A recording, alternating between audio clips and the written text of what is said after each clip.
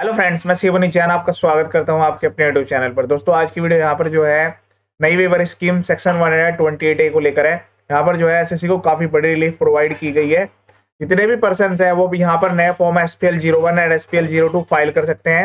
यहाँ पर मैं पूरा प्रोसेस बताने वाला हूँ किस तरीके से आप जो है यहाँ पर 17, 18, 18, 19, 19, 20। ध्यान रहे, मैंने केवल यहाँ पर 3 साल बोले हैं क्योंकि 128A में जो है इंटरेस्ट और पेनल्टी का वेवर केवल आपको जो है 3 साल के लिए मिलेगा। इसमें 20-21 कवर नहीं है।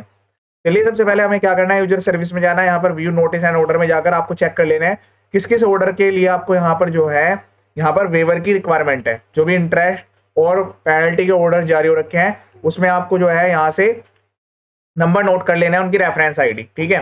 देन उसके बाद सिंपल सा प्रोसेस है, मैं आपको पूरा प्रोसेस बताऊंगा। माई एप्लीकेशन में जाना है। यहाँ पर आपको एक ऑप्शन मिलेगा कि यहाँ पर फाइल करने के लिए application for waiver scheme under section 128A। ध्यान रहे, इसमें जो है 2 अलग अलग फॉर्म्स हैं, SPL01 एंड SPL02। दोनों फॉर्म्स को यहाँ पर एनेबल किया गया है।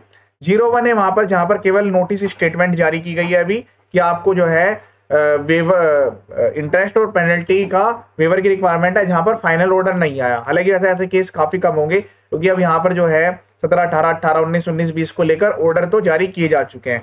तो पहला केस काफी कम बनेगा। सेकंड केस में ज्यादातर लोगों को फॉर्म फाइल करना होगा। तो आपको वो जो मैंने आपकी नोटिस एंड ऑर्डर के टैब में जाकर बताया था वहां से मिल जाएगा फाइनल। उसके साथ साथ आप एक पॉइंट जरूर नोट करें, मैं आपको एक ऑर्डर दिखा देता हूँ। ये यहाँ पर फाइनल ऑर्डर जारी किया गया है और यहाँ पर जो है ये ऑर्डर 18-19 को लेकर है। तो इसमें यहाँ पर जो प्रॉपर ऑफिसर है उन्होंने टैक्स के अमाउंट तो यहाँ पर कंफर्म कर दिया है, 1,94,797। ठीक है।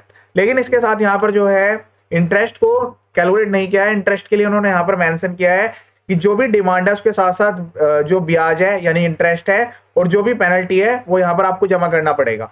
ये 73 के अंडर में ऑर्डर जारी किया गया है।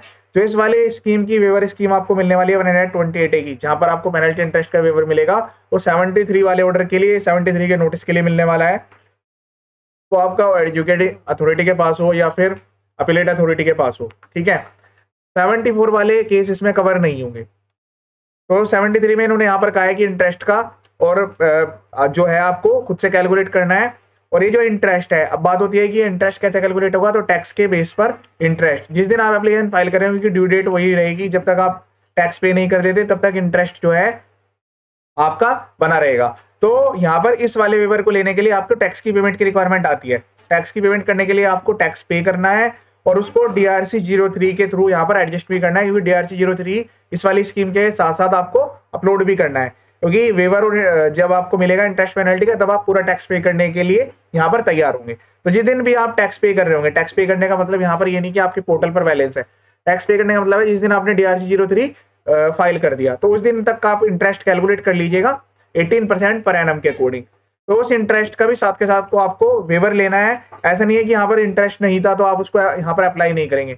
इंटरेस्ट और पेनल्टी दोनों खुद से कैलकुलेट करिएगा। मैं भी आपको SPL01 और SPL02 दोनों यहाँ पर बताऊंगा। क्रिएट एप्लीकेशन पर क्लिक करना है। उसके बाद यहाँ पर की जो ये नोटिस स्टेटमेंट आया GST पोर्टल के थ्रू आया है, तो यहाँ पर यस कर देना है।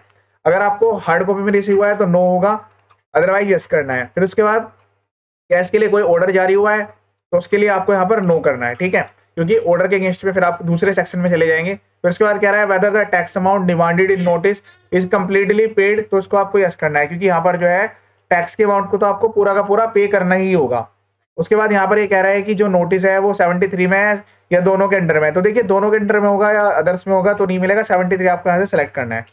ये वाला ऑप्शन यहाँ पर एनेबल नहीं है। फिर यहाँ पर है कि क्या इस नोटिस में कोई NNS रिफंड की बात हो रही है, तो यहाँ पर अगर आप यस करेंगे तो अगर आपके नोटिस में ऐसी चीज है तो यस करेंगे, अदरवाइज नो करके यहाँ पर नेक्स्ट पर प्रोसीड कर देना है।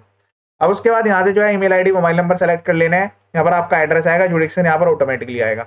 फिर उसके बाद यहाँ से आपको नोटिस स्टेटमेंट सेलेक्ट करने का ऑप्शन आएगा। तो इस केस में क्या है, ऑर्डर जारी हो रखा है।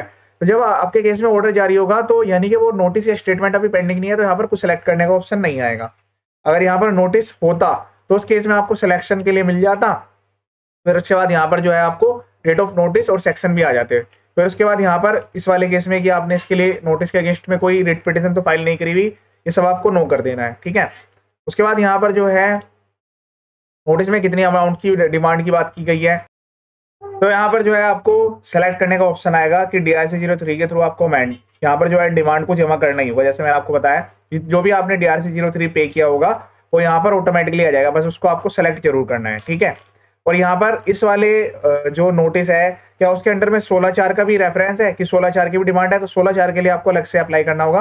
उसके लिए मैंने रेक्टिफिकेशन के एप्लीकेशन के लिए लेटेस्ट वीडियो अपने यूट्यूब चैनल पर अपलोड कर दी है। तो यहाँ पर जो है एक ही नोटिस के लिए आप जो है 16/4 के लिए भी जा पाएंगे, ठीक है।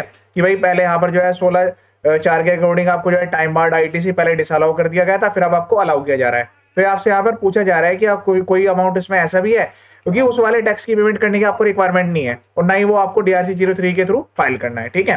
फिर उसके बाद यहाँ पर जो है सपोर्टिंग डॉक्यूमेंट्स की बात हो रही है कि आपको जो भी सपोर्टिंग डॉक्यूमेंट्स अपलोड करने हैं वो यहाँ पर आप अपलोड कर सकते हैं। तो उसमें यहाँ पर सबसे पहला आता है सेल्फ सर्टिफाइड कॉपी, जो भी नोटिस स्टेटमेंट है उसको डाउनलोड करके प्रिंट निकाल के आपको यहाँ पर उसका डॉक्यूमेंट का डिस्क्रिप्शन लिखना है, चूज पर क्लिक करके अपलोड कर देना है। देन उसके बाद प्रूफ ऑफ पेमेंट यानी DRC03 जो कि आपने भरा होगा, DRC03 में केवल टैक्स की पेमेंट करनी है, वो यहाँ पर लिखना है DRC03, चूज पर क्लिक करके अपलोड कर देना है, ठीक है। अगर आपने कोई एप्लीकेशन फाइल की थी, रिट एप्लीकेशन, रिट पिटीशन, तो उसकी विड्रॉवल की यहाँ पर एप्लीकेशन वो यहाँ पर आपको लगानी है, अदरवाइज लगाने की कोई रिक्वायरमेंट नहीं है। इसके अलावा एनी अदर डॉक्यूमेंट्स में आप जो है अगर आपके नोटिस या ऑर्डर में ये अलग अलग अमाउंट दी गई है कि अदर पॉइंट्स को लेकर और 16/4 वाले पॉइंट्स को लेकर, तो आप उसको बाइफरकेट करके यहाँ पर लिख सकते हैं। अगर आपने 16/4 की पहले एप्लीकेशन फाइल कर दी है तो उसके जो सपोर्टिंग एविडेंस है वो भी आप यहाँ पर लगा सकते हैं। देन उसके बाद यहाँ पर अंडरटेकिंग ये यहाँ पर आपको सेलेक्ट करनी है। उसके बाद यहाँ पर जो है वेरिफिकेशन पर सेलेक्ट कर देना है, ऑथराइज्ड पर्सन सेलेक्ट करना है, प्लेस पर क्लिक करना है। उसके बाद प्रीव्यू करना है, सबसे पहले प्रीव्यू करिएगा कोई भी, और अगर डाटा लॉस से बचना है तो सेव करते रहिएगा फाइल को। देन उसके बाद फाइल पर क्लिक करके आपको OTP के थ्रू, मतलब EPC के थ्रू या DSC के थ्रू उसको अपलोड कर देना है। अपलोड करने के बाद आपके पास एक्नॉलेजमेंट आ जाएगी और इस एप्लीकेशन का स्टेटस ट्रैक करते रहिएगा, क्योंकि उस पर आपको रेफरेंस नंबर मिल जाएगा। कहीं ऐसा ना हो कि फर्दर कोई डॉक्यूमेंट की रिक्वायरमेंट हो, फर्दर कम्युनिकेशन आए, तो ईमेल ID मोबाइल नंबर को अपडेट रखिएगा। तो इस तरीके से आपको ये प्रोसीड करना है। चलिए हम एक बार वो भी देख लेते हैं कि जहाँ पर हमने SPL 02 की बात करनी है, कि जहाँ पर SPL 02 भरने की रिक्वायरमेंट आएगी। तो यहाँ पर जो है सेम प्रोसेस है, बस वहाँ पर जो है सिलेक्शन के लिए जो ऑप्शन दिया गया है वो ऑर्डर का दिया गया है कि आपको जो है ऑर्डर सेलेक्ट करना होगा, क्योंकि आप जो ऑर्डर पास किया गया है वो GST पोर्टल पर किया गया है, तो आपको यहाँ पर यस करना है। या उसके लिए अपील फाइल की गई है कोई, अगर फाइल की गई है यस, लेकिन उसके लिए फिर आपको पहले विड्रॉल के लिए ऑप्शन लगाना पड़ेगा कि आपने जो है एप्लीकेशन को विड्रॉ कर दिया है। तो ये ऑप्शन इस तरीके से सिलेक्ट करने का ऑप्शन आएगा। अगर कोई एप्लीकेशन फाइल नहीं किया फिर नो करना है, तो ये दोनों ऑप्शन यहाँ पर हट जाएंगे। दैन उसके बाद यहाँ से 73 सेलेक्ट करना है। रिमांडर में कोई अर्नस रिफंड है तो मैं अभी यहाँ पर नो करके प्रोसीड कर रहा हूँ। नेक्स्ट पर क्लिक करना है, यहाँ पर ये डिटेल्स आएगी, मोबाइल नंबर, ईमेल ID जो एक्टिव वाले हैं वो यहाँ पर आपको लिख देना है। उसके बाद ऑर्डर रेफरेंस, तो देखिए इस केस में ऑर्डर रेफरेंस खुद से सेलेक्ट करने का ऑप्शन आ रहा है, क्योंकि यहाँ पर ऑर्डर जारी हो रखा है, तो बस आपको ऑर्डर यहाँ पर सेलेक्ट कर लेना है। दोनों ऑप्शन यहाँ पर पर्सन स्पेसिफिक है, अगर यस है तो विड्रॉ आपको करने पड़ेंगे, उसके लिए यहाँ पर आपको सेलेक्ट करना है कि ऑर्डर विड्रॉ हुआ है या नहीं हुआ है, ठीक है। इस तरीके से प्रोसीड करना है। अगर यहाँ पर रेट एप्लीकेशन या प्लेट अथॉरिटी पे अपील या अगर फाइल ही नहीं हुई तो नो पर क्लिक करना है। बाकी नीचे वाले पॉइंट जो है सेम है। यहाँ पर 16/4 का पॉइंट है कि इसमें जो है 16/5 16/6 के अकॉर्डिंग आपको रिलीफ मिल गई है, तो जो मैंने बताया उसके लिए एप्लीकेशन आप अलग से फाइल करेंगे। फिर इसके बाद जो अमाउंट ऑफ पेमेंट है वो तो आपको DRC03 के थ्रू फाइल करनी होगी, और DRC03 की यहाँ पर जो है अमेंडमेंट, मतलब यहाँ पर जो है अपलोडिंग भी आपको करनी होगी जो आपने पेमेंट करी हुई है, ठीक है। अभी मैं इसका आपके लिए ये बता देता हूँ कि आपको DRC03 इसके लिए कैसे फाइल करना है, क्योंकि उसका भी स्पेसिफाइड प्रोसेस है। जो अटैचमेंट्स मैंने नोटिस के केस में बताया है, अब वो यहाँ पर बस ऑर्डर चेंज हो जाएगा कि भाई आप यहाँ पर self certified copy of order लगानी है, जो ऑर्डर जारी हो रखा है। उसके बाद कोई अगर विड्रॉल आपने किया है वो लगाना है। DRC03 का प्रूफ इसमें भी अटैच करना है। अदर डॉक्यूमेंट्स में जो कि मैंने आपको बताया था वो अपील वाले डॉक्यूमेंट्स, रेक्टिफिकेशन वाले 16/4 वाले, वो यहाँ पर आप लगा सकते हैं। अगर आप अदर कोई यहाँ पर एविडेंस लगाना चाहते हैं वो भी आप यहाँ पर अपलोड कर सकते हैं, ठीक है। डिक्लेरेशन में सेम इस तरीके से यहाँ पर सेलेक्ट कर लेना है ये वाली सारी चीज़ें। फिर उसके बाद वेरिफिकेशन पे सेलेक्ट करना है, ऑथराइज्ड पर्सन सेलेक्ट करना है, प्लेस पर यहाँ पर खुद से आपको फीड करना है। उसके बाद फाइल पर क्लिक करें, फाइल होगा। तो या तो आप SPL 01 फाइल कर पाएंगे, SPL 02, क्योंकि वो पर्सन स्पेसिफिक होगा। किसी केस में नोटिस या स्टेटमेंट जारी हुए हैं, किसी केस में ऑर्डर भी पास हो गया है, तो यहाँ पर ऑर्डर हो रखा है, तो इसलिए हम यहाँ पर जो है ऑर्डर के अगेंस्ट में फाइल करेंगे, ठीक है। अब मैं आपको ये बता देता हूँ इसके लिए पहले फॉर्म कैसे फाइल करना है, ताकि आप आसानी से यहाँ पर फॉर्म भी फाइल करें। यूजर सर्विस में जाना है, माई एप्लीकेशन पर क्लिक करना है, और यहाँ पर जो है आपको फॉर्म मिलेगा DRC03, इस पर क्लिक कर देना है। न्यू एप्लीकेशन पर क्लिक करना है। उसके बाद यहाँ पर जो है आपको वो जो पेमेंट में जो है यहाँ पर सेलेक्ट करना है। तो यहाँ पर काफ़ी सारे ऑप्शंस दिए गए हैं। तो यहाँ पर जो है शोकोज नोटिस के अंडर में भी ऑप्शन मिलेंगे, ठीक है। तो मैनुअल एंट्री लिख के आप शोकोज का रेफरेंस नंबर, किस दिन वो जारी हुआ है, किस सेक्शन में जारी हुआ है वो सेलेक्ट कर लीजिएगा। तो उससे क्या होगा, प्रॉपर ऑफिसर को मैचिंग करने में आसानी रहेगी। इस साल के लिए वो यहाँ पर सेलेक्ट करने का ऑप्शन आ जाएगा। उसके अलावा यहाँ जो है डायरेक्ट कि अगर आप चाहते हैं स्क्रूटनी के लिए, तो यहाँ पर जो है सारे के सारे जितने भी आपके रेफरेंस नंबर के ऑर्डर्स हैं वो यहाँ पर आपको मिल भी जाएंगे।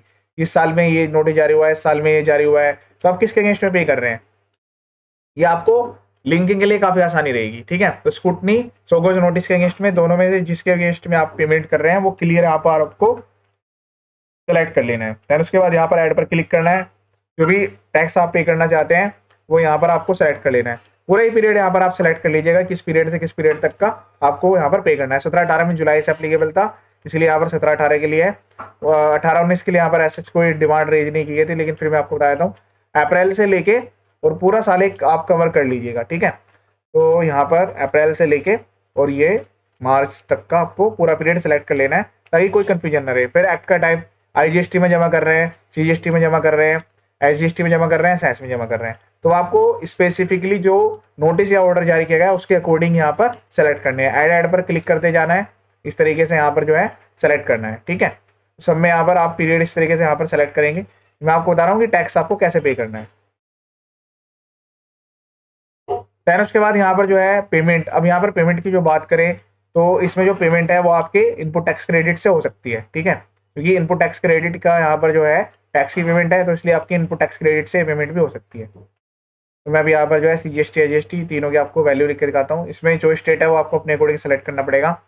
सपोज करें हम यहाँ पर 100 रुपीज़ का जनरेट कर रहे हैं, तो इस पर यहाँ पर प्रोसीड टू पेपर आपको क्लिक कर देना है। फिर उसके बाद जो है नेक्स्ट पर प्रोसीड करके आगे प्रोसीड करना है। ठीक है, इस तरीके से हम यहाँ पर इसको प्रोसीड करेंगे। ठीक है, अब ये आपसे यहाँ पर पेमेंट के लिए पूछेगा, तो यहाँ पर जो है पेमेंट अब आपको करनी है। तो जैसे मैंने बताया टैक्स की पेमेंट है, तो टैक्स की आप जो है इनपुट टैक्स क्रेडिट से भी कर सकते हैं। तो यहाँ पर आपने कैश लेजर के थ्रू कितनी पेमेंट करी है और क्रेडिट लेजर के थ्रू कितनी पेमेंट करी है, वो दोनों चीज़ें आपको यहाँ पर मेंशन करनी है। तो ये पेमेंट ऑफ कैश, कैश के थ्रू इतनी है।